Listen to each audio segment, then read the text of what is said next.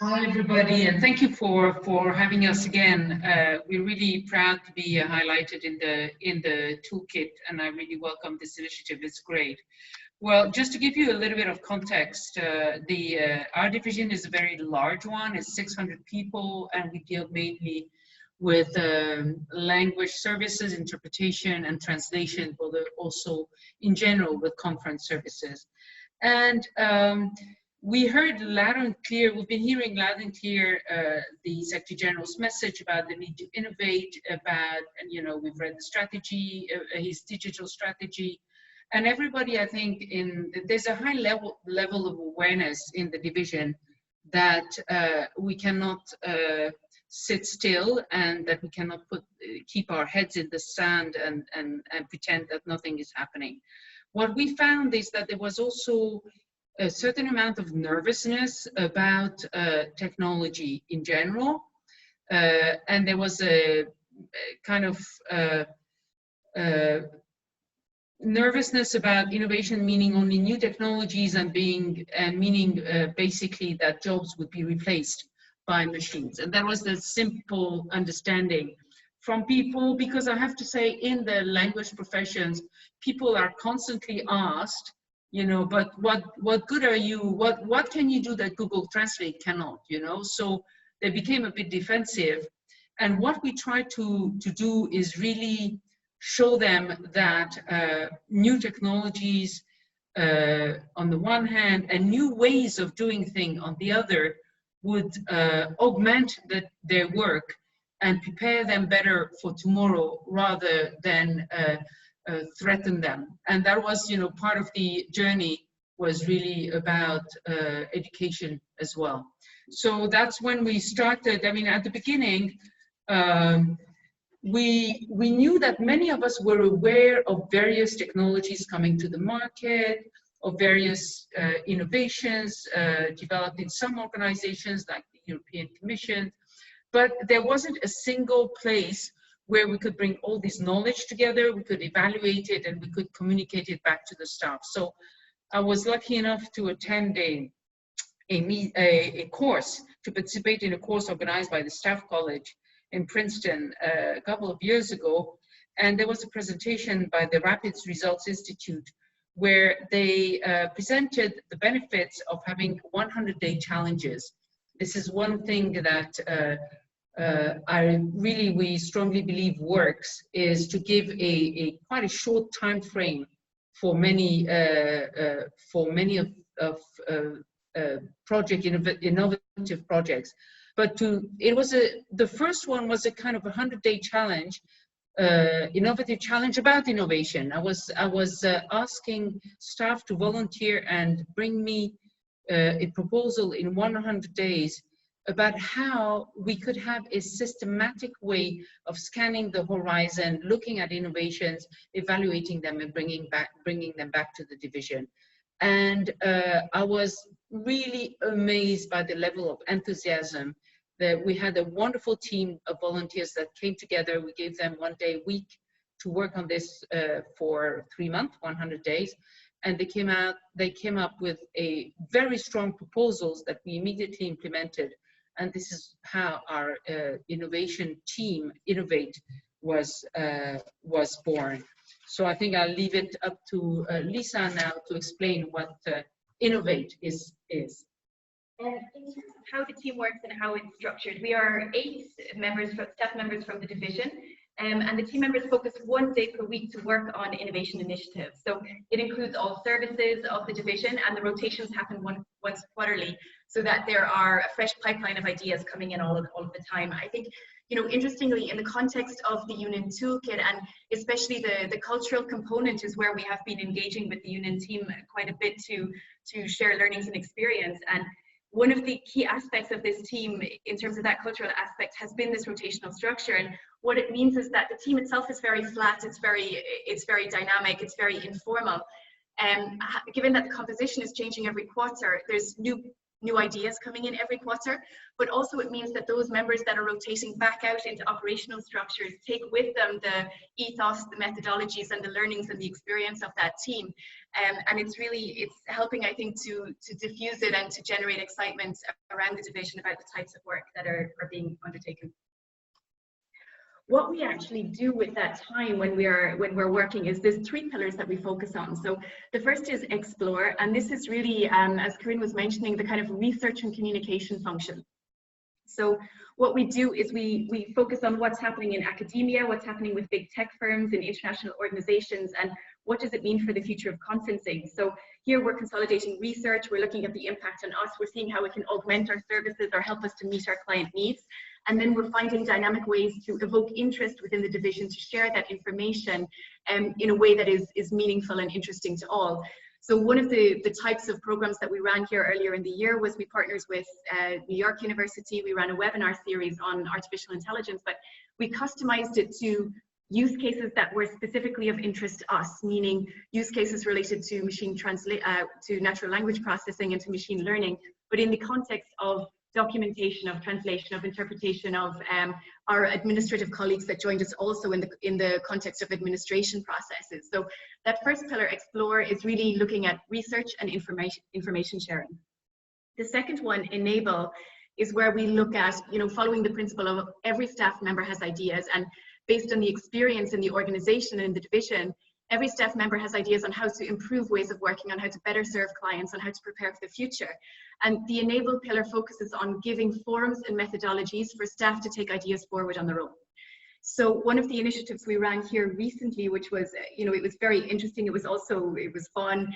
We took a forum modeled on the TV show Dragon's Den, and we opened it up to all of UNOG and invited staff to put their ideas forward. And around certain criteria, we were looking at feasibility, innovative quality, scalability, but really opened it to all domains and all areas. And I think the projects ranged from sustainable gardening to, use of blockchain to machine translation tools, etc. So there was really a very big variety of what came forward. And then each of the shortlisted teams were given support and training on how to develop their concept. And then ultimately there was a pitching forum with senior leadership and projects taking forward to prototype. So under enable, that's just an example, but really it's about finding ways to let others take ideas forward on their own. The last section, experiment, and this is maybe the more, if I can say traditional in context of innovation, but this is what we tend to hear about the most, which are prototyping projects, sometimes with a technology focus, but not always with a technology focus. And the team initiates a small number of projects, experiments with prototypes, and some are kind of on the non-technological side. For example, there's a project running on enhancing documentation formats, making them more engaging. There's one running on automating the list of speakers in conferences so that it follows the dynamic nature of dialogue. But others then are more disruptive and looking at use of emerging technologies for speech to text, or use of distributed ledger technology for resource sharing and things like that. For that third component, the experiment, we do, as with many entities in the UN system, we do use the design thinking methodology. So the ideas come from the team members or colleagues, meaning bottom up, or they come from our clients, which are outside in. And then the team members, we come together to build out the idea. We do interviews with users and workshops to build out the concept, and then define our piloting scope. So how can we test it out and in a relatively controlled environment? That part of the process is relatively straightforward. I think many follow that methodology. One of the lessons that we've learned along the way is the importance of transitioning to business owner as early as possible. So one of the things that we try to do is keep a project inside the innovation team for as little time as possible. We initiate, we ignite, and we shape ideas, but as early as possible, as early as concept and prototyping, they start to transition to the business owner, both for the functional and expertise and guidance that comes with that, but also it's a more sustainable approach to embed it with its logical home in the business as early as possible. So what we found is that it was very successful, but frankly, it was difficult at times.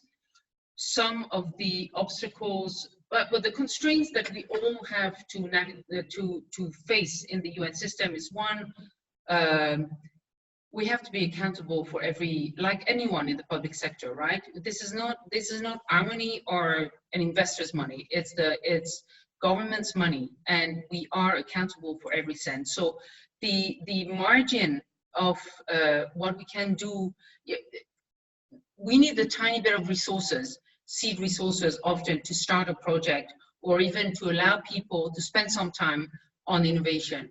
So it's difficult, and we have to be careful. We have the advantage in DCM, frankly, of the volume.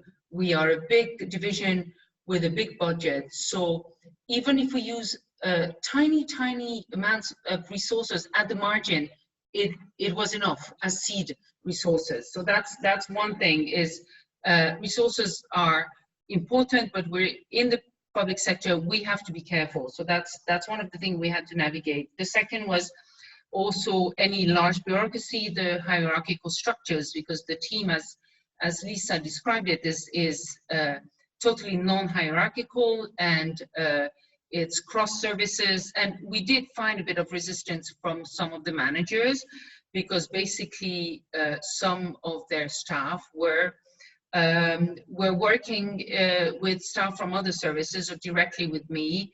And it was sometimes, I mean, they've come around, really, they have come around, but it was sometimes a bit difficult because managers are not used to managing the kind of chaos that leads to innovation, you know, the kind of cross service collaboration. And it takes time to change the culture in the UN.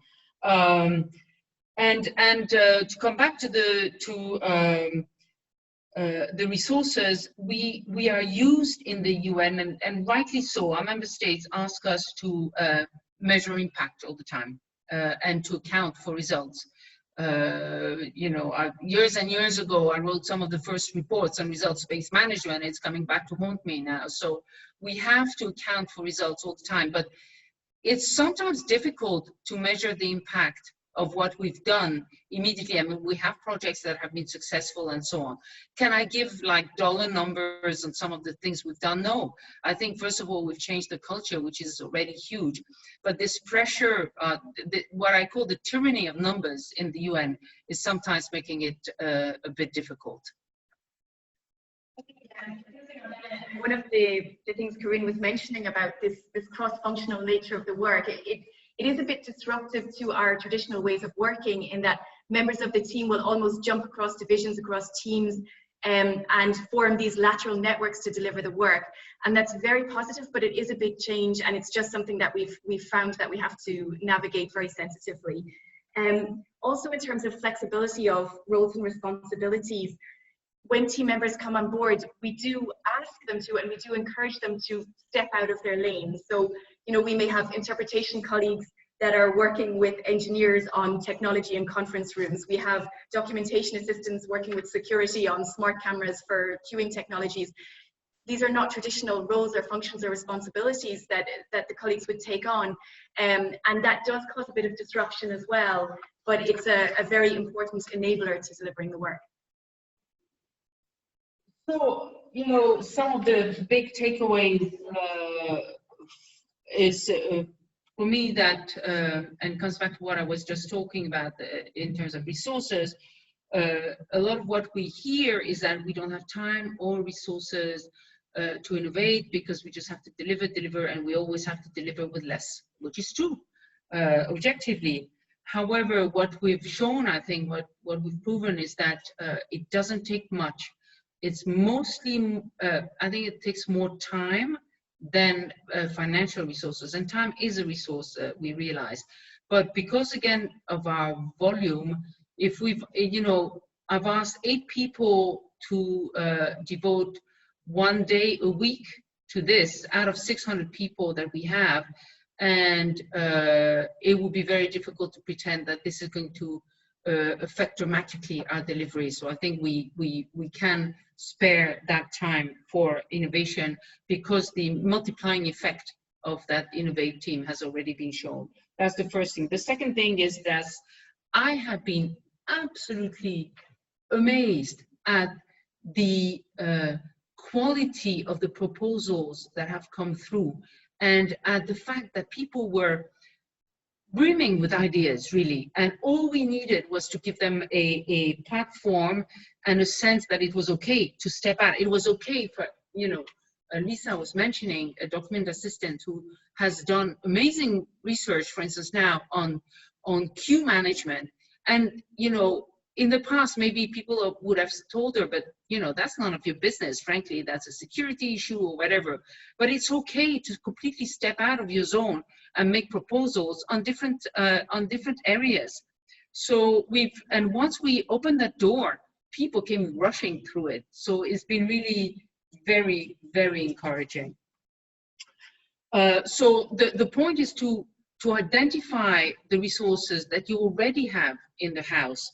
And we have plenty. It is a fact that the UN has plenty of overqualified people who come to the UN because they just admire the organization or for different reasons, but they're not always used for all their talents and all their qualifications. So once you get people out of their sort of their cubicles or very narrow job descriptions, it is amazing what you find. So that really, for me, was very important.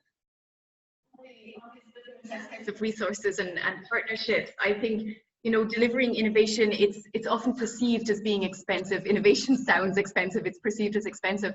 And one of the things that we found and that have made the projects possible is partnerships. So the starting point for any new idea is to identify which other entities and which other international organizations have the same problem. To talk to them and see, have they managed to address it, in which case we can leverage what they've done and learn from what they've done, or do they still have that problem too, in which case we can partner with them to find the solution. So we have several projects running where we had half of the skills in-house, we found a partner who had the other half of skills, and together we managed to deliver the project just using those in-house resources and the time that had been set aside. Other things that we found is just by bringing stakeholders together, even with technology projects, sometimes the infrastructure existed and for various reasons it hadn't been activated or it hadn't been upgraded, and by connecting the different stakeholders who each managed a part of the process, it was possible to deliver the project without procuring anything new or without incurring any expenditure. So the partnerships have really been the backbone of our ability to deliver on the projects. Innovation needs a dedicated space. This, I feel, is very important, and it sounds very obvious, but it's really worth highlighting, and that is to create the microculture. It needs a space that's different from a normal working environment to make the culture that we wanted to achieve visible in that room. And especially with the rotational nature of the team, for people to be able to come to that environment and immediately feel that this is something different. This isn't just another meeting. This isn't just a project management forum, that actually this space is different, and here we can do things that are a little bit different. And the physical space in which we're doing that is an important enabler to the work as well. The last one around the balance between creativity and structure, and this has been a kind of a tightrope walk as well, because we want to promote the culture of free thinking. Every idea starts as a good idea, and yes, there's evaluation that needs to happen, but we start from a standpoint of openness to it. At the same time, we have colleagues rotating into the team who, this is not their normal work process, this is not their normal way of working, and they do need structure and process to guide, well, how do you take an idea to a project concept, to a prototype, to an evaluation to see did it or not achieve the objectives. So what we're trying to do is find the right balance between openness to new ideas, but then providing some level of structure to bring that concept to a reality and be able to get value from it.